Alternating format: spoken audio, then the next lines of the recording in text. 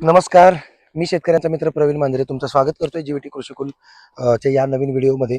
तर आपण बघतोय या ठिकाणी सध्या गांडूळ खताचा प्रकल्प या ठिकाणी आपण छोटेखानी सुरू करतोय. तर प्रत्येक बागेच्या प्लॉटमध्ये आपण 2-2 गांडूळचे बेड या ठिकाणी लावण्याचं काम करतोय. तर इन्स्टॉलेशनचं काम करत असताना ह्या गांडुळाची बेड या ठिकाणी तयार करण्याचं काम चालू आहे.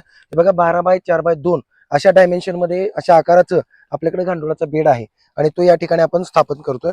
तर त्यासाठी आपल्याला साधारणतः असे चारी बाजूनं खड्डे खणणं गरजेचं आहे. त्यासाठी बांबूच्या सहाय्यानं आपण त्यांना पूर्णतः सेटअप करत आहोत. तर हे पारेच्या सहाय्यानं आपण मोठे मोठे खड्डे खणून त्याच्याकडे बांबू आणि मोठे मोठे डांब जे असतात त्यांचा वापर करून आपण त्यांना उभं करणार आहोत.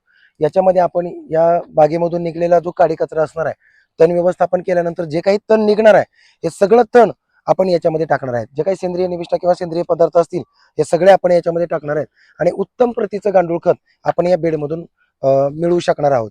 या ठिकाणी पाण्याचे कॉक आहेत आणि याला डेली पाणी देणं आपल्याला गरजेचं असतं. याच्यावरती आपण परत बारदाना वगैरे टाकू शकतो, जेणेकरून पक्ष्यांपासून गांडुळांचं संरक्षण व्हावं.